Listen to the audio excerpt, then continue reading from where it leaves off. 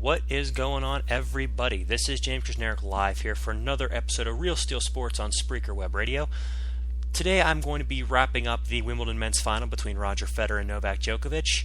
I decided to wait a day so I could actually get a chance to watch the whole match in its entirety, which I didn't get a chance to do on Sunday morning. So here we go. Sit back, relax, enjoy the show.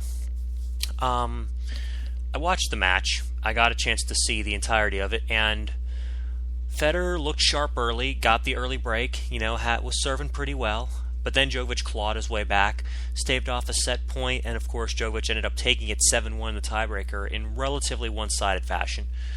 Then what we have was, we basically see Federer and Djokovic just going neck and neck in that second set. It was about as even as you could possibly get. Djokovic, blowing several set points to go up 2-0 against Federer, and Federer just, coming out strong and winning it, after a couple of set points of his own. The third set came and Djokovic gets up an early break. Well, then the rains come, with Djokovic up 3-2 in the third set. Federer has had a habit in the past of using the rain delay to his advantage to recuperate, regroup, and go out there and take his game to the next level and take over the match. Something that I thought he was going to do.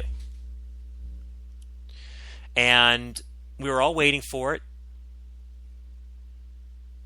Everybody was, getting ready to see what changes in the game Federer would make, what Djokovic would do to stay up ahead. And basically, in reality, what happened was Federer came out, his legs were a little bit deader than they were before. It took him a while to loosen up because he is 34, almost 35 years old. And Djokovic, being younger, was able to go ahead and... 33, turning 34, my bad. Djokovic was younger, was able to come out, take the advantages of Federer's, lapse in his gameplay, and just, serve out the third set. We got into the fourth set, and Federer had some chances early, but once Djokovic got the first break, it was pretty much over. He was just playing too well for Federer at that point to really do anything short of just sitting back and watching greatness. And then Djokovic ultimately with a forehand winner would seal the match, 7-6, 6-7, 6-3, 7-6, 6-7, 6-4, 6-3. I went into this match thinking that Federer was playing well enough, better than last year, to the point where I thought he was going to claim Wimbledon title number 8. I thought this would be his year to get Grand Slam title number 18. But I made a lot of comparisons between Murray and Djokovic, Andy Murray, who Federer beat in straight sets handily in the semifinals, and thought that they'd be decent enough comparisons to make as to why Federer should walk away with his 18th major. Djokovic and Murray are both good returners. They're both good movers. They have decently sneaky big serves, but, overall, Federer can get the aggression, to their second serves with his aggression. But there were some key differences that highlighted why Djokovic won this match. Number one, Federer is 34 years old. Well, he's going to be. He's not able to beat two of the three big four in the world anymore back-to-back. It's going to be tough for him to do it in a major. In a Masters event or in an ATP World Tour event where it's 2 out of 3 sets, that becomes more problematic. That becomes more possible. But it's problematic for him whenever it becomes best 3 out of 5. He's not able, or I should say nearly as able, to bounce back as quickly because, yes, it's Wimbledon. Yes, he's won it 7 times. But still, that comfort level of, winning and then playing again, it isn't there because he's older now, his body doesn't bounce back as quickly, and ultimately he's basically just stuck going on a whim. The second one would be the fact that the superior parts of Djokovic's game compared to Murray's that allowed him to beat Federer. If you're talking a Djokovic-Murray match, they're both very similar players in their style of play, with some key differences that highlight why Djokovic has 9 Grand Slams and Murray only has 2. Number one, I think, is their mentality. Murray's a very, very fragile mentally, and he still is. Even with the Grand Slams he's won, even with the Masters titles he's won, he's still mentally fragile. Djokovic, on the other hand, is as mentally tough of a player out there as there is. He doesn't let his mistakes get to him. Murray, if he was playing Federer, would have folded after losing that second set. Djokovic just picked himself right back up. We saw a little spat on the sideline with his team that was in the players' box. went right back out there and won the next 2 sets handily. The next thing would be the serve. Murray's first serve is probably a little bit faster than Djokovic's, but his percentage is often 5 to 10% lesser throughout the course of a match in terms of the amount he gets in. That gives Djokovic the ability, to hit a bigger second serve, because he's going to be able to get his first serve in more often, and he's not going to have to face many second serves, something that Murray had to deal with. Murray didn't get a lot of his first serves in. Federer fed off his second serve. He wasn't able to do that to Djokovic, because Djokovic's second serve, for one, his entire serve is more consistent, but his second serve is about 10 to 15, maybe even 20 mph faster than Murray's. We all remember James Blake, who had a pretty decently big first serve, but that second serve would be coming in between the mid-70s and the low 80s. That's not going to get it done in a Grand Slam final. Djokovic can pop his second serves in the mid-90s, and that's often adequate enough against a guy like Federer. The other difference would have to be the Djokovic forehand, because Murray's forehand is a roll kind of forehand. He rolls over, keeps it deep. He can go for the big one, but only if he's really in the center of the court. He's more or less using his forehand just to keep his opponent on the run.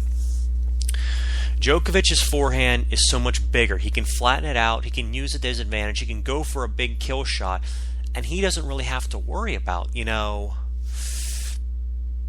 rolling it deep, because his deep forehand alone is more than enough to keep his opponent at bay, because it's usually 10 to 15, even 20 miles an hour harder, a little less spin, and it's just more damaging of a shot. Like, the comparison is just, it's not even close. The way that I watched Djokovic move Federer around on the baseline is something that I've not seen anybody ever do on grass. Even Nadal, even Roddick. Guys who can make Federer have to defend as much as he did. Because we've seen Roddick play Federer 3 times at Wimbledon. The 03 semis, actually 4 times. The 03 semis, and then the championship match in 04, 05, and 09. And all those times, Federer was still the aggressor for a lot of his points. In this match, Djokovic stepped up, got the second serve of Federer back with interest, something Nadal and Roddick usually don't do very well. And he moved Federer around and just basically took it to him. He didn't give a shit that he won 7 majors at Wimbledon prior. It didn't bother him. He was out there to win a match and defend his title and consolidate his number 1 ranking. As for the other reason why Djokovic won against Federer in the final, it's a big one: the return of serve. There are people that peg Murray as probably the best returner of serve in the game today, and I think that argument has a lot of holes in it, because I've seen guys with big serves beat Murray, and beat him convincingly. Djokovic has a return of serve that I've only seen a handful of players have. The ability to gauge whether the return is going, the ability to know exactly what to do to deal with it, and also the fact is he's not aceable. He's got the return qualities of 3 of the best returners I've ever seen. Lleyton Hewitt, Roger Federer, and Andre Agassi. With Agassi, he's able to put that second serve back on you with so much interest that you literally don't know what to do. Murray's second serve returns, which were landing near the service line and allowed Federer to tee off, Djokovic's were landing near the baseline, or even on the baseline, and Federer couldn't take advantage of the point. He couldn't step up the way that he did against Murray. As for the other qualities, Djokovic has some of the qualities of the Federer return, the fact that he's really lanky and he's able to stretch his racket out and get those back. And with Lleyton Hewitt, Hewitt was so good just consistently at putting his returns where he wanted to put them. So he's able to get his racket on the ball like Federer, to hit it hard back at you like Agassi, and to put it where he wants to put it like Hewitt. He's arguably the best returner of serve. I apologize for that. That was a Skype call which I've had to turn down. Anyways, back to what I was doing. Sorry about that. This Skype call, I don't know if you can hear that through the feed. I'm doing a segment later on, possibly with some of my YouTube friends. But back to this match. Djokovic's return of serve was able to set the tone. It really was, because Federer was not used to returns landing right on the baseline, landing, literally 2 to 3 feet from where he was. He's used to getting a little bit of time to go ahead and decide what he wants to do, whether hit his backhand up the line, whether hit his forehand, whether come in. That's another thing. Federer came in very effectively in that match. He was very good in this match at coming forward. Like, if you look at the way he was playing at the net, he was 42 points in 58 attempts.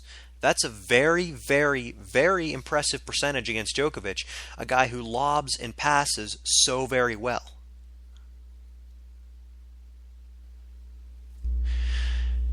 That's not something we see very often against Djokovic, a guy come forward and win almost over 70% of the points at net. That's a really impressive number for Federer. But the thing about it is, it's not that Federer didn't do it enough, but it's just the simple fact that in the third and the fourth set, Djokovic didn't give him the opportunity to come in as much. Like in the first 2 sets, Federer was able to come in because they were so dead even.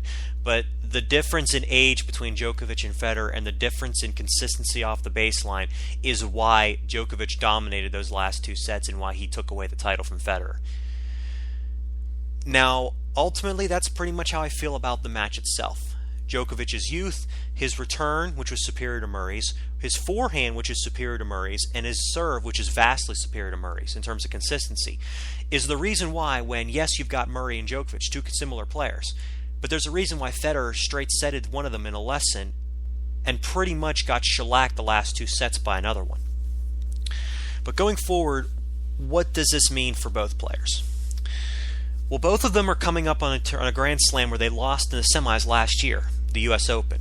Federer, of course, losing to Cilic in straight sets, and Djokovic getting beaten by Kei Nishikori in a very, very surprising 4-set match in which Nishikori literally just wore him down. There was almost nothing that Djokovic could do in that match. Nishikori was just a superior player, and he just happened to wear him down from the baseline. They also have several points to defend this summer. The way that the summer is shaping up, they're both playing the big tournaments in Canada and in Cincinnati. And a thing I would like to point out is that the Cincinnati tournament, I've gone every year since 2006, and it's a great tournament to go through. The players are up close and personal, and if I were to recommend going to see any tennis tournament in person before you kick the bucket, that'd probably be that one right there. So where does Federer go from here? Losing another Grand Slam final at Wimbledon to Djokovic. It's going to be interesting to see what happens over these next few months, because basically what Federer's got left is, if you look at the way the rest of his year is shaped up, he's got quite a few points to defend.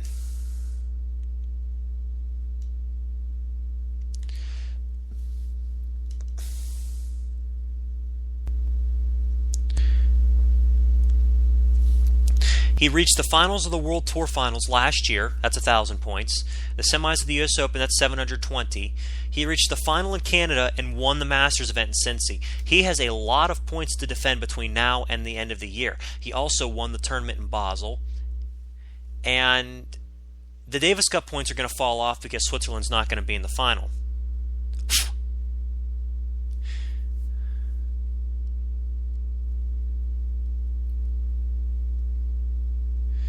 But the thing about Federer is that he's lost another Grand Slam final to a guy on his court, his turf, his Wimbledon. I'm not so sure anymore that Federer has another major left in him.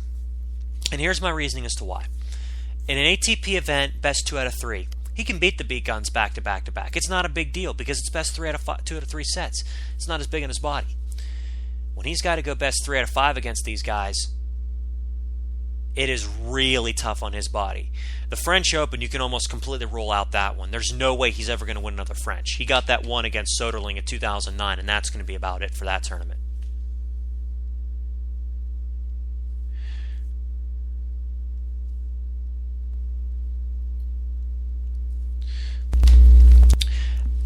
The Australian Open, maybe if he got the right draw, because it's early in the year when he's fresh, and that could be a huge difference. But again, he lost to Seppi last year, I believe, the 3rd round. Seppi is by no means a blue chipper. That should have been a straight set win for Federer. But if he's going to start losing to guys like that on hard court, then his days of winning the Australian Open are about done. The U.S. Open is about as big of a long shot as the French, maybe even more, because of the heat, because of the humidity, because of what New York is by comparison to the French Open. A big city, just out there, and you're kind of thrust into the middle of everything. The fact that it's almost completely chaotic the entire time you're in New York. So I'd eliminate that. Ultimately, right now, Wimbledon is the only chance I see for Federer to win another major. He's got 17 now. The chance for him to win 8 Wimbledons and his 18th major next year is probably going to be his last chance to win a Grand Slam. And I mean that with a lot of respect. He's clearly the greatest player that I've ever seen. But I think he has to get the right draw and the right circumstances aside from the draw if he wants to win another Grand Slam. Now, as for Djokovic, he's reached the final of,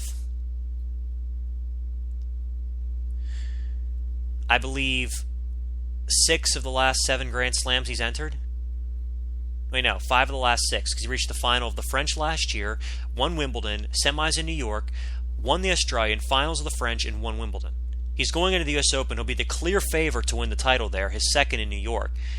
And barring a really tough draw, an upset or something, or a freak injury, I don't see there's anybody that can beat Djokovic. I know Cilic is the defending champion there, but honestly, that draw was so good for him. I mean, if you just look at the way that the draw set up for him,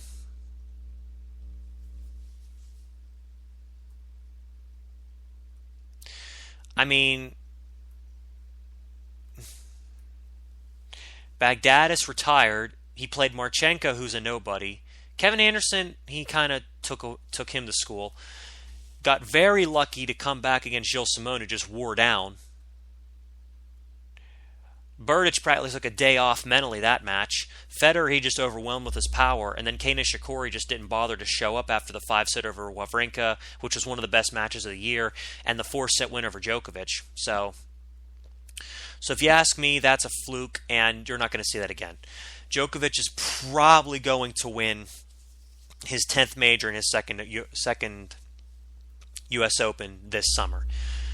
Again, Federer has a lot of points to defend, and to see him finish the year at number 2 would be a great feat because he'd have to defend his points in Canada, Cincinnati, the U.S. Open, Basel, and the World Tour Finals. He's practically already qualified for the World Tour Finals at this point, but it's just getting those points to assure that he's got a spot solidified.